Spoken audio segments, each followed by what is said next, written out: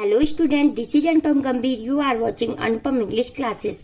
Student, आज के इस वीडियो लेक्चर में क्लास 12 इंग्लिश फ्लेमिंगो बुक से पोम 3 कीपिंग क्वाइट, इसकी हम समरी कवर करेंगे, जिसके पोएट पैब्लो नेरूदा हैं।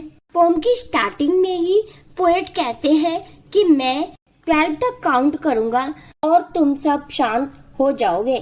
उन्होंने 12 नंबर का इसलिए यूज किया क्योंकि वे जाहिर करना चाहते हैं और वो हम सबसे कहना चाहते हैं कि क्लॉक में भी जैसे 12 भी नंबर होते हैं, 1 ईयर में 12 मंथ होते हैं, तो शायद इसलिए उन्होंने 12 नंबर तक काउंट करने के लिए कहा है यहाँ पे, और कि मैं 12 तक काउंट करूंगा और तुम सब जने तब तक शांत हो जाना, बिल्कुल चुप हो जाना।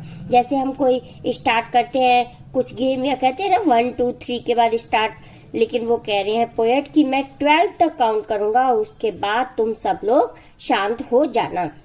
और हमें कुछ पल के लिए शांत रहकर यह सोचना चाहिए कि हमारी वजह से किसी को कोई परेशानी तो नहीं है।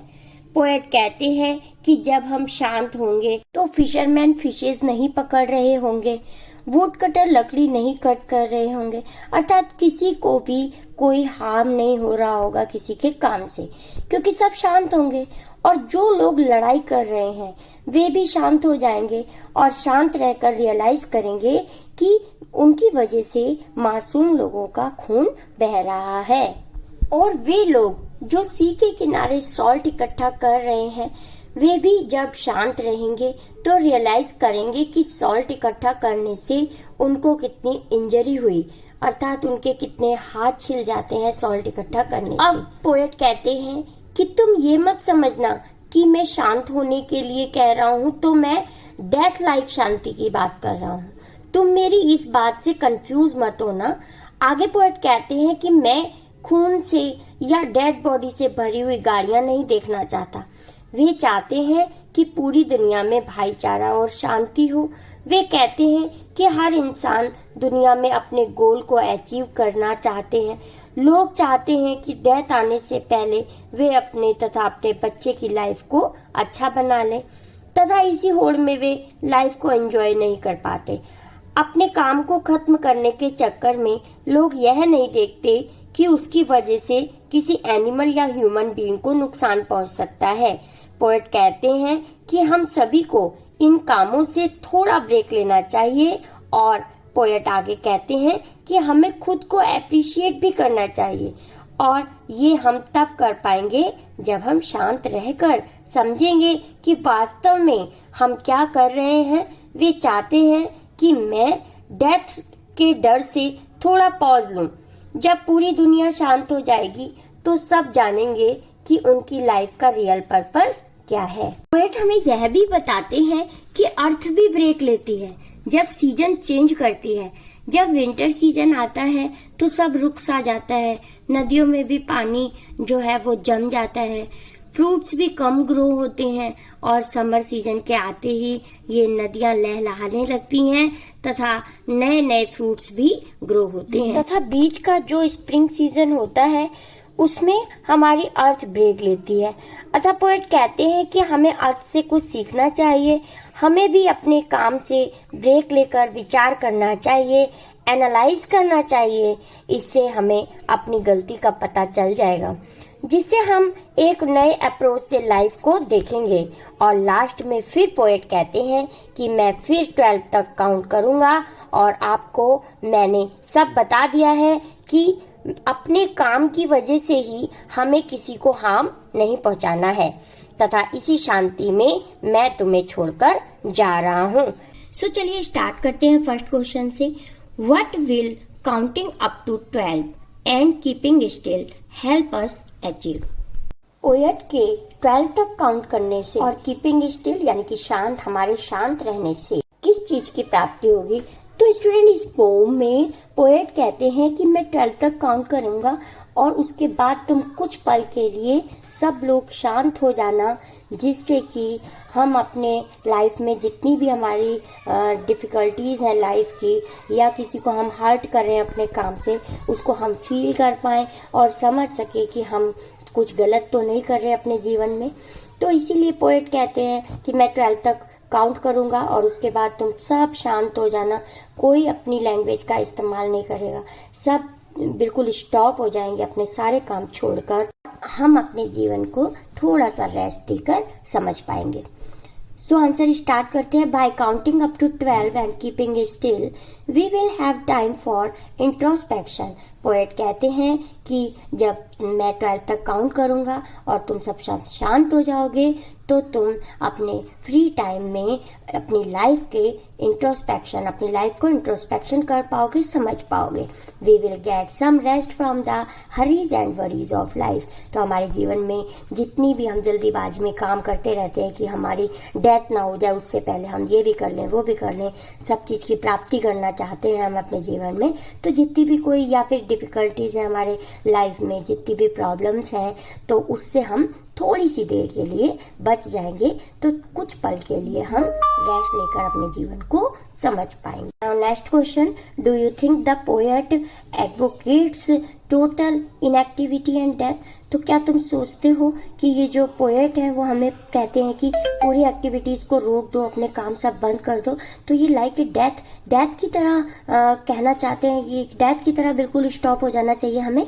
तो no, the poet doesn't advocate total inactivity and death.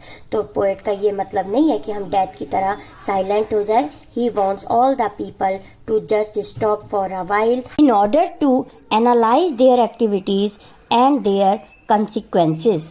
Poet चाहते हैं कि सभी लोग कुछ पल के लिए स्टॉप हो जाएं, सारे अपने काम बंद करके एनालाइज करें अपनी एक्टिविटीज़ को कि वे क्या काम कर रहे हैं, जितने उनके द्वारा काम हो रहे हैं उनको क्या करें, उनको एनालाइज करें, समझें कि कुछ गलत तो नहीं हो रहा।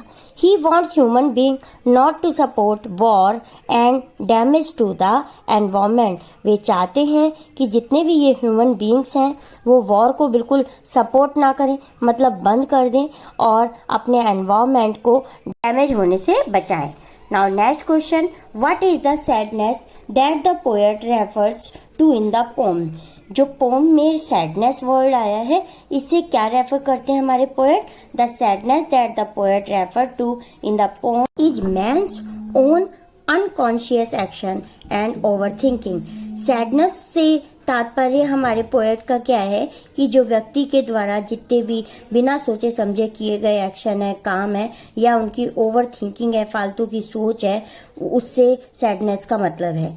Next, man has no time to understand himself and he is always threatened by death. तो हमारे पोएट कहते हैं कि जो व्यक्ति है उनके पास कोई टाइम नहीं है, ह्यूमन बींग्स के पास अपने आप को समझने का कोई टाइम नहीं है, और वो जो हमेशा किससे डरता रहता है? डेथ के डर से हमेशा डरता रहता है कि मैं डेथ ना हो जाए, डेथ होने से पहले मैं अपने सारे काम कर लूँ, प्रॉपर्टी इकट्ठी कर लूँ, कुछ भी वो चाहता है कि जो मैं डेथ से पहले कर लूँ, यानी कि वो डेथ के डर से डरता रहता है। That is why he often remains sad. इसी कारण जो हमारे ह्यूमन बींग्स हैं, हम लोग हैं, वो हमेशा सैड रहते हैं। We are all a part of the mad race for power and money. हम ये बेफालतू की जो दौड़ है, मैड रेस है, किसकी मैड रेस है? पावर, कोई भी शक्ति को पाने की, हम कुछ भी पाना चाहते हैं, अचीव करना चाहते हैं, या पैसा, पावर की, ये सब हम मैड रेस के पीछे हम भागते रहते हैं।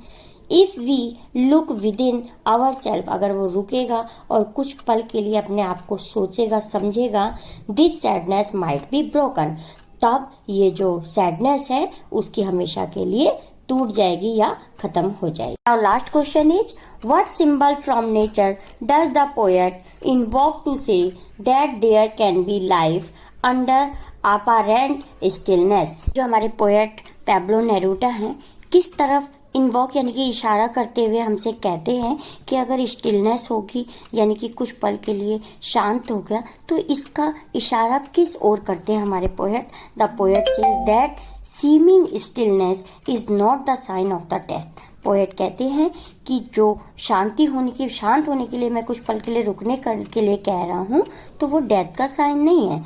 It is the time to prepare for a renewed interest in the activities of life. कहना चाहते हैं कि ये शांति तो केवल हम जो लाइफ में एक्टिविटीज कर रहे हैं, अपने जो भी हम काम कर रहे हैं, कुछ पल के लिए उनको रोक कर उनकी उन एक्टिविटीज को हम रिन्यू करें, समझें और उसको ढंग से अप्लाई करें। He gives an example from nature. अब वो नेचर का एक एग्जाम्पल लेते हुए कहते हैं कि in winter everything goes to sleep. कि विंटर में क्या होता है, सब कुछ शांत हो जाता है। क्यों? क्योंकि एनिमल्स भी अपने घरों को चले जाते हैं और बर्ड्स भी कम चिरपिंग करती हैं, तो इसीलिए वो कह रहे हैं कि विंटर में सब कुछ सो जाते हैं, नेचर भी हमारी क्या हो जाती है, स्लीप हो जाती है। बट इन स्प्रिंग एवरीथिंग, और फिर क्या होता है, नेचर भी थोड़ा सा ब्रेक लेती है स्प्रिंग सीजन में। The plants and grass and the streams become active and alive again. Spring season में थोड़ा सा ब्रेक लेने के बाद जब समर आता है तो सब कुछ एक्टिव हो जाता है, प्लांट है या ग्रास है, सब कुछ फिर से वैसे ही काम करने लगते हैं। इसी के साथ स्टूडेंट ये वीडियो लेक्चर कंप्लीट करते हैं। नेक्स्ट वीडियो लेक्चर में इसी पोम के एमसीक्यूज के साथ आपसे मिलते हैं। Please subscribe my channel for more videos. Thank you so much for watching. मिलते हैं नेक्स्ट वीडियो लेक्चर में, तब तक के लिए बाय।